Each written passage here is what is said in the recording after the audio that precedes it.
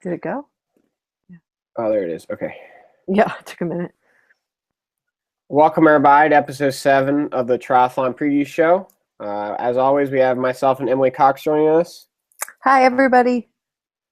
So, Emily, give us a little information on who is going to win a pair of Zoot shoes this week. Yes, so I did the drawing. I had my husband draw out of a hat, and the winner of the Zoot shoes is Ian Graham. Ian, you have...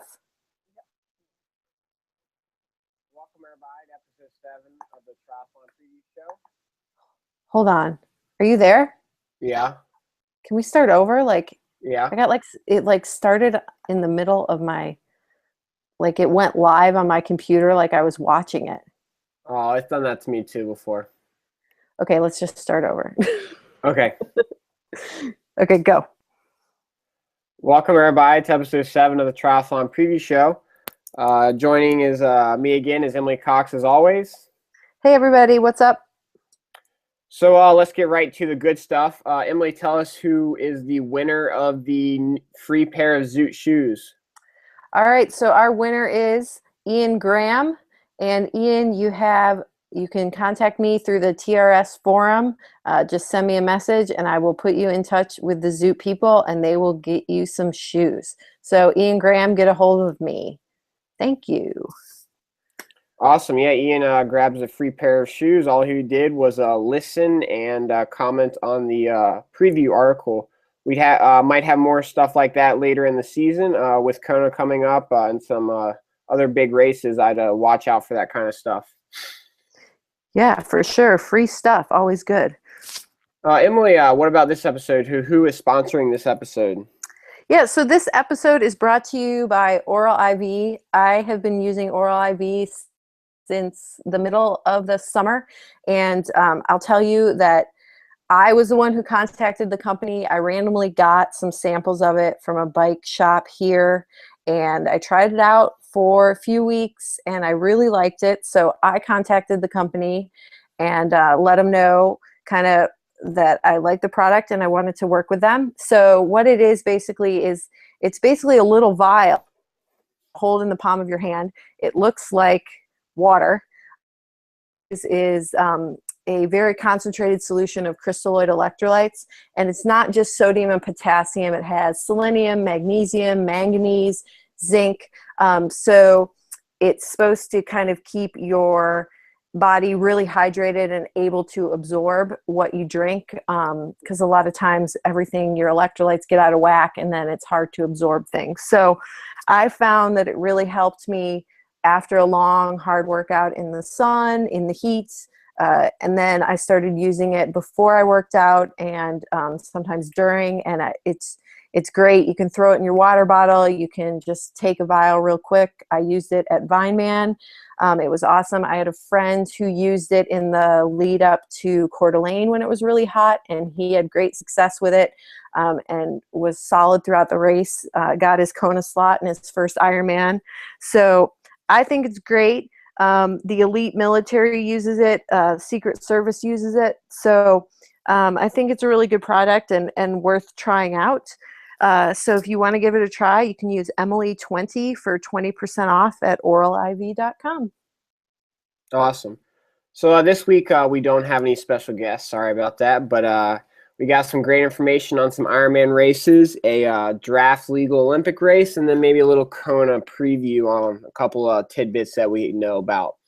So let's get right into it, and let's start with Ironman Wales. Give us a little information on that course, Emily. Yeah, so I mean, you and I were talking about the course just a minute ago. It's pretty gnarly throughout. Like, it's a 2-lap ocean swim. It's windy, it's cold, it's choppy. I've seen pictures on Jesse Thomas's Twitter, and there's apparently very large jellyfish. So that should be interesting. I don't know if they sting, but they just look like big blobs. There's also a 1 kilometer run from the swim exit to transition. You can put a pair of shoes there and pick those up and run, because since the water's cold, your feet are going to be cold. So that's just another challenge. The bike is 1 loop, and from what I've heard, it's just up and down the entire time. It's usually rainy. It's usually cold. and the hills are just kind of steep and you never get any momentum or rhythm going. So quite challenging. And then the run is also very hilly. It's 4 6 mile loops, or a little bit more than 6 miles, and it's 3 miles up, 3 miles down. It sounds like the male winners usually go over 9 hours, so it's not a fast course. I mean, the guys were biking over 5 hours last year, so it just sounds somewhat brutal. So it's definitely a strength course. What have you heard? Because you had a friend who did it, right, Yeah, I Zach? had a friend that did it last year, and he said the bike course is just it's just killing. You just don't get a break. He rode it on the CompuTrainer before the race last year, and he said it didn't even do it justice there. He said it's just really hard. Like you said, there's not much break. You don't get any momentum going. Yeah, and I think it's technical in spots. It's kind of narrow English roads, if you can envision that. And I think so there's turns, and when it's wet, it can be dangerous.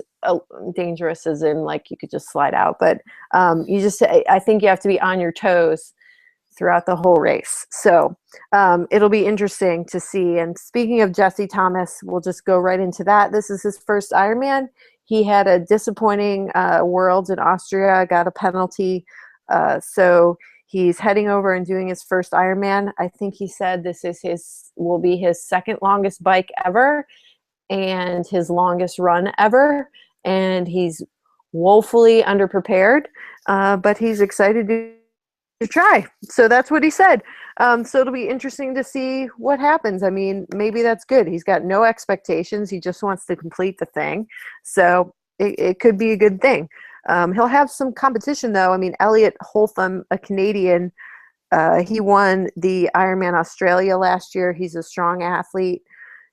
He could be up there. And then you have Nick Baldwin, who was second last year. And then Harry Wiltshire, a good swimmer, and I think he was fifth or sixth last year. And then you have some Germans, some strong cyclists like Thomas Sick is a strong cyclist who's going to be there. So, I mean, it'll be an interesting field, not super, super deep unless there's people I just don't know about, but it'll be interesting to kind of check the results and see what happens. Yeah, I mean, it is a P2000 race, and in the men's KPR points, since it's the same next year for qualifying for Kona, 2,000 points to the win, gets you basically halfway there, if not more. So it should be a Yeah, good for race. sure. Yeah. Female wise, who do we have? So the defending champion is on the list, Amy Forshaw. There was only 2 women last year, so not a super deep field then, but not taking anything away from her. But she's facing a tougher challenge in Anya Bernack, who was just third at Worlds. Also, Emma Pooley, who was a cyclist before she was a triathlete. She just won Duathlon Worlds. So the tough bike course, I'm sure, will suit her. You also have Jeannie Cologne, who just won a Gerardmer try. I don't know exactly how to say it. She was just really strong there. So that would be a good lead in for this. And then Leslie D. Michelle is another one. She's a United States athlete, the only United States pro on there for the women. Strong runner, and she was 6th at Coeur d'Alene this year. So she's going from a very hot race to a very cold race. But her coach, Hilary Biscay, has done this race before. So I'm sure she has the kind of inside scoop on what to expect. Awesome. All right, so the next race, another European race, we have Ironman 70.3 region, if I'm saying that correct. Emily, give us some information on the course for that one. So I read it's in the Baltic Sea. The swim is fast because there's a swell, so I guess you get a current assist. The bike is 2 loops and was said to be rolling to flat and very fast, and the run is 2.5 loops, mostly flat. So the whole race is pretty fast. Michael Rayler is on the list. He won last year. Kosala, who was second last year, is also on the list. And then you have people like Pierre Bittner, Jan Raphael, and Timo Bracht, who won Roth last year and was second at Roth this year. He'll be there. So you got a strong men's field. The women's field is not quite as deep. I kind of see two clear favorites in Yvonne van Leerken and Emer Moulin, who's coming back from injury. She just won Budapest 70.3, and she's back training with Seto. So she's someone who's probably getting stronger. Awesome. So let's kind of shift gears here. Let's go to a little draft legal Olympic triathlon in your neck of the woods, Pacific Grove. Give us a little information on that race. Yeah, so Pacific Grove is a super fun race put on by the same event organizers who do Wildflower. It's a draft legal Olympic. It's awesome because we start at noon, so it's super relaxed. The swim is called the kelp crawl. So you basically have to swim through a kelp forest, which if you get tangled up in it, stops you. So that's definitely challenging. The first year I did it, I think I was last out of the water, so I did not have good kelp crawling technique, but I've gotten better. Interestingly enough, the kelp last year was really down because the water temperature is a lot higher, so we're going down tomorrow. So I'm interested to see what the kelp is like this year because the ocean temperatures are still about 10 degrees higher than they usually are. So that'll be interesting. It's 4 loops along the coast. It's not hilly by any means. It's flat, but it can be very windy, especially since we're going later in the afternoon. The wind kind of picks up off the coast. And then the run is 3 loops, and there's a couple false flats, but it's relatively flat, and it's just super fun, and we get a lot of crowd support. So it's a great race, and you get some good local athletes. Tommy Zafaris is going to be racing. David Giardini from Boulder, Colorado is going to be there. So he's a great swim biker. So Tommy will have someone to kind of work with on the bike. John Dawes is going to be there. He's a local athlete and coaches the Berkeley tri team, I believe. You have Matt Liedo's on the list and Chris Baird, who's done well in some 70.3s this year. I think he was 4th at Chattanooga. So he's someone who will be strong on the bike and the run. He'll come out of the water a little bit behind, which could be bad if the other guys are all together.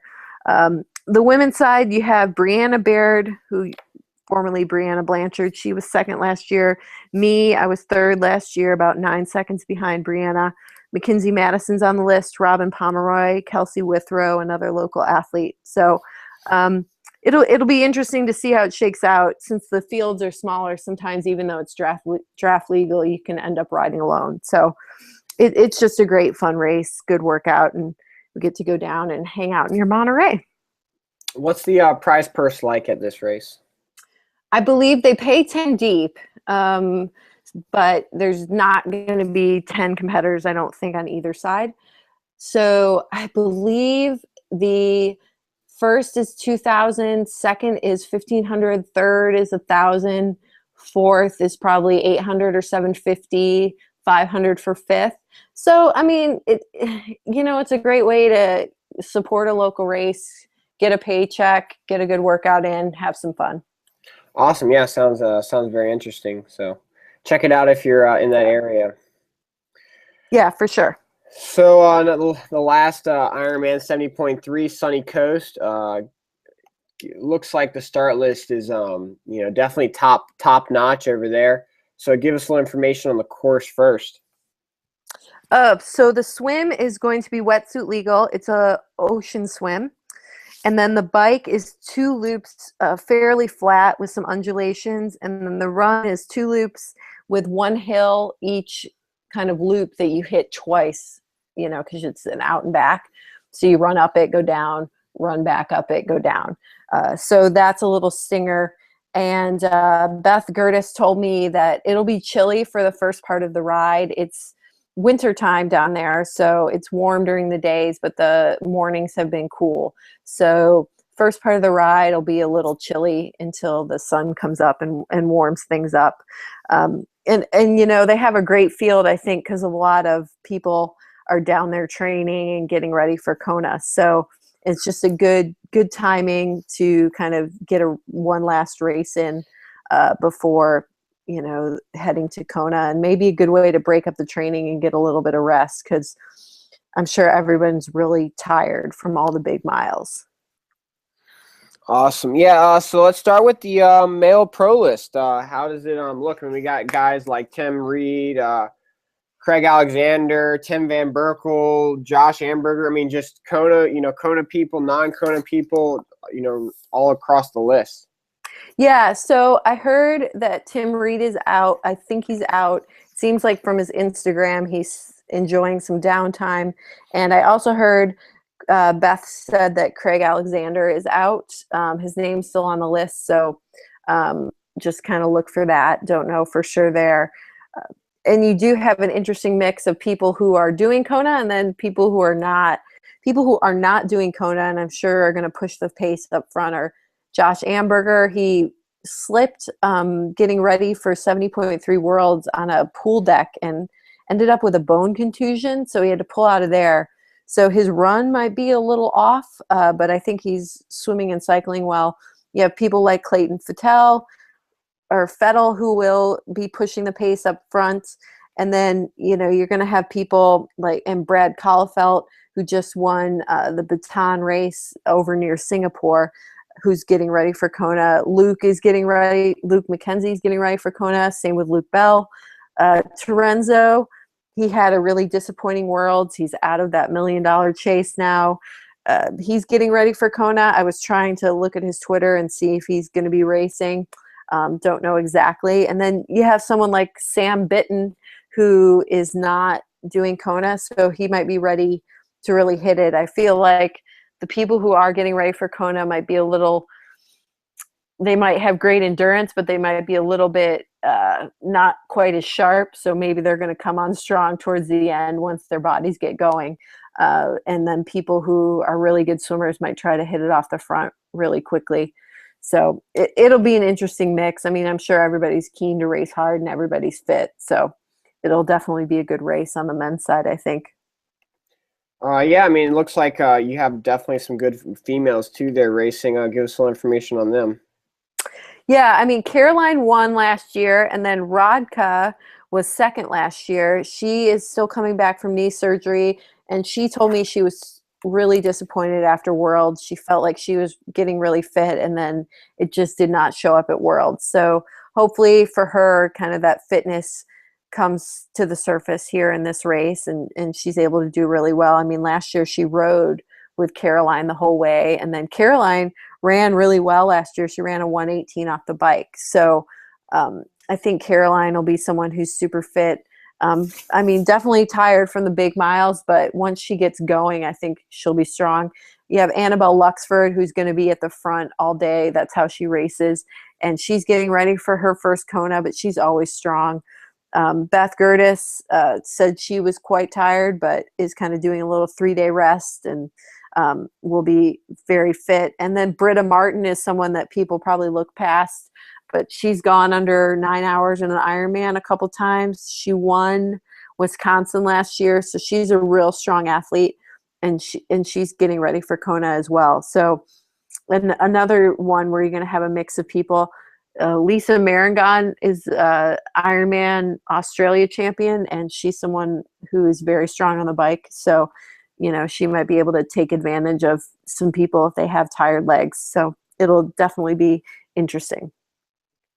Awesome. Yeah, so let's just segue right into some Kona stuff since there's so many Kona qualifiers at Sunny Coast. Let's just start with a couple tidbits from heat training. I mean, I'm down in Texas in the Woodlands, so there's a couple groups that have come. Angela Nath has been here for about a week and a half, 2 weeks. I think she leaves tomorrow, but she's been down here. Also, Pedro Gomes has been with her doing some heat training with the QT2 Systems group. And then Nils Fromhold and Matt Hansen have been down here with Magnolia Masters people doing a little heat training. Matt Hansen just left yesterday or the day before. What about some other tidbits from Kona do you have, Emily? Well, just qualifying wise, so they released the pro list, and Sonia Tajic, who's finished, I think, fourth in Kona and maybe in 2012, she had to just decline her slot. She got a foot fracture during her last qualifying Ironman effort, and so the spot rolled down to Laura Wassner. So it's an awesome opportunity for Laurel. I know Laurel really wanted to get into Kona. So I think it's too bad for Sonia. I mean, good for Laurel. So I think that's exciting for Laurel. And then Mel Hoschilt, I've been wondering for a month why she hasn't raced, and she finally tweeted that this was her first week back of running since March. So she did Melbourne in March. I'm thinking maybe she got injured there and then hasn't been able to run. So that's interesting on how that's going to impact her race in Kona, because she was someone who was probably a real clear favorite and definitely a threat to finish high up. And I just, it's really hard to come off of not much running. I mean, she is a runner by trade. That's where she came from. So maybe that background will help her. And it just seems hard, don't you think? Yeah, I mean, it depends how much she's been doing too. I mean, I would say if she's been swimming very well and biking very well, and like you said, she's a runner. I ran in college, and you just get back to it so fast. And it's just sometimes if you're used to be only a runner, that comes back so natural. But something like Kona is a total different ball game, and you're never going to know until she's out there running. Yeah, like when will you figure it out? About 10 miles in? Yeah, I mean, yeah, exactly. When it's too late. I've been going too fast, and you're done. So Yeah. it just depends. Yeah. She's not going to know. She can do as much as she can now, but you can't do enough because it's already too late. So if you try to do, you got a couple of hard sessions left, but if you really try to figure out where you are, you might blow yourself out before Kona. Oh, that's true. Like do too many long runs or too many hard sessions, and then Yeah, shit. exactly. Yeah. So. Yeah, it'll be interesting. And people are starting to, go out to Kona and start training. You got Keenlay's out there, Heather Wortel is out there already. Marinda Carfray's not there, but she just finished second at high V in Olympic distance, had the fastest run. So she's kind of following a similar plan to, I believe, 2013, where she did really well at high V and then did great at Kona. So, look out for Marinda. She's after, I think, 70.3 Worlds, everybody was like, oh my God, Daniela. Like, you just can't count Marinda out. She just knows that course and she loves the heat there, and she runs well there. So definitely some exciting things happening, I think, for Kona. And as always, Lionel Sanders has been doing his own heat training up in the cold Canadian area. Oh yes, I saw he has some temperature things, to monitor everything, and he's sitting in the sauna, so that's good. I just hope he's not doing too much training in the heat. I think there's a fine balance. If you do too much, it's like doing too much at altitude. Like it's another drain on the body, physiologically. So you can't do too many hard efforts, but you need to do some. So it's an interesting balance, and we'll find out October 10th. It'll be very interesting. That's an interesting point you bring up about doing too much in the heat. Matt Hansen was here for about a week and a half. Actually, when I first saw him, I figured he'd be here a little longer. And when I found out he left the other day, I was wondering why. On Monday, he did a non-draft legal Olympic racing, and he did 149 on a pretty legitimate course as far as distance-wise. It's not a hard course as far as technicality and hills and stuff. Right. But it was like 99% humidity, no lie, and in the 80s-ish. And I heard from all my friends that were there, I mean, right down the road, that it was miserable just standing there. So that could have took a lot out of him, and he might have changed up his plans. It's total speculation. But it's just interesting, like you said. I mean, heat can take a lot out of you if you do something too much, too fast, or even you just can't be in it too long sometimes. Yeah. And I mean, good on him. Like if he recognized that and he's like, you know what, I should go home and recover more. I think that's great. Peter Reed, a long time ago, he used to go out to Kona and train for 3 or 4 weeks in like end of August, September. And then when he would leave and he would do his tapering in Canada in the cool weather and then head back out to Kona. So he really wanted to give his body kind of a break from the heat. Now, I mean, some other people it's fine, but it's something to think about and something that you have to take into account, because your body, when it's adjusting to heat, it's trying to make more blood plasma. It's all doing all that stuff, and it's extra energy. And then if you're trying to do all these hard sessions, I feel like people are like, oh my God, I must be in the best shape ever for this one race. And it's easy to kind of step across that line. Yeah. All right. Well, do you have any final tidbits about Kona?